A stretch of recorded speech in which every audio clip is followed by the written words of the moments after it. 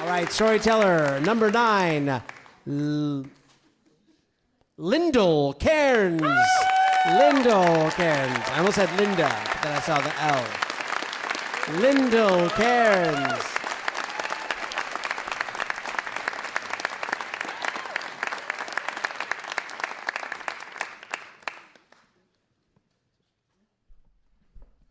Hi, my name's Lyndal. I'd shake your hands, but I have a little bit of rabies and a little bit of Lissa virus and a little bit of Ross River fever, and I don't know how many tetanus shots I've had in the last 6 months. In the past 10 years as a wildlife carer, I have been scratched, mauled, sat on, stepped on, defecated on, and generally mishandled by a lot of God's own creatures. And it isn't a glamorous job, but it is what I do. I was walking to the shops a little while ago to get a carton of milk.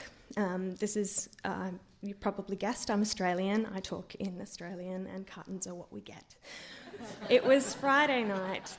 It was a busy street, and I saw a possum that was flipping and rolling. This is an Australian marsupial, not the scary American possums, but a cute ringtail possum from home. I've seen this behaviour before. When possums get in trouble, they do this kind of crazy James Brown is dead kind of dance where they flip and roll and freak out a little bit.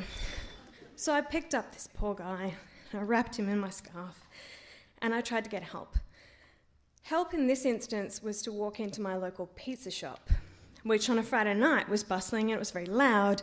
The possum got spooked, freaked out, leapt for freedom, spraying me with pee, as they do. Unfortunately, leapt for freedom into the peak hour traffic. So I run after the possum, scoop it up again, it gets confused in all of my clothing, and I manage to get this wily bastard in a package and take it down to the vet. I say bastard not to be dismissive and to understand the relationship that Australians have with wildlife. We both love and respect, but also are incredibly fearful of the creatures that inhabit our country. The first joke I got, and probably have got it every 2 weeks since, is, "You're Australian, isn't everything trying to kill you there?" And my answer is, kinda. But you do what you can, don't you? When you walk past a mob of kangaroos that is sunning itself on a lawn, you look at them and you say, "That's our national icon, isn't that cute? They're great, they can't walk backwards, it's nice and symbolic."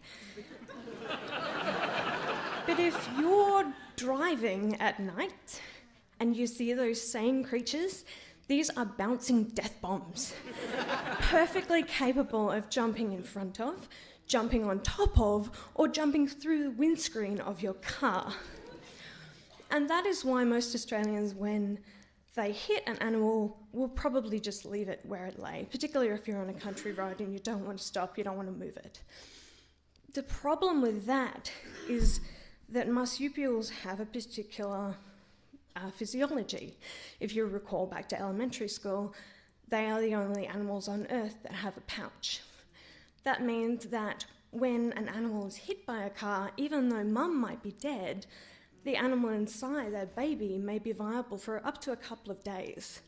That means that they will die of dehydration or starvation or sometimes sepsis if you just leave them by the side of the road.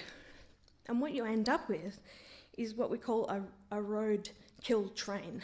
So particularly scavenging animals like Tasmanian devils, you'll end up in Tasmania seeing roadkill number 1, and then 10 feet down the road, the Tasmanian devil that got hit eating roadkill number 1, and then 10 feet down the road you'll see Tasmanian devil number 2 that was eating Tasmanian devil number 1 that was eating the roadkill. So the key is that you always check the pouch. And it's pretty easy.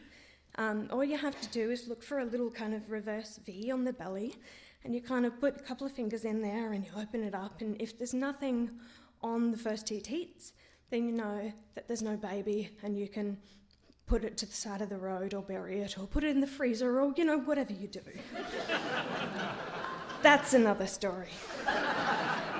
So you get into the rhythm of things after 10 years of this, and you get pretty good at it. You can do it kind of as second nature. You can do it when you're a bit drunk. So I was coming home one night. It was about 2:30 in the morning. I was well in my cups, as my dad would say. And I saw, by the side of the road, this poor dead possum. So I went, okay, I'll better check it out. So I grab the possum and I flip it over and I find the pouch, and I'm sort of rummaging around in there, but I can't quite work out why I can't get the pouch open.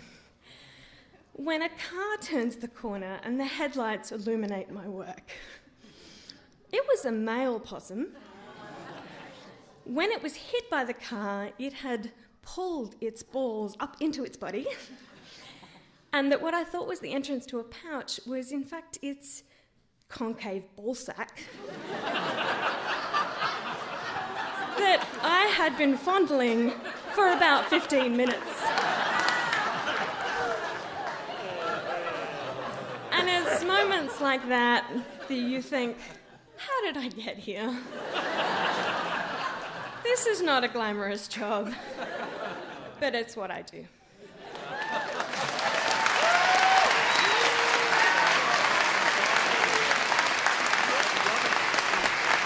Lyndal Cairns.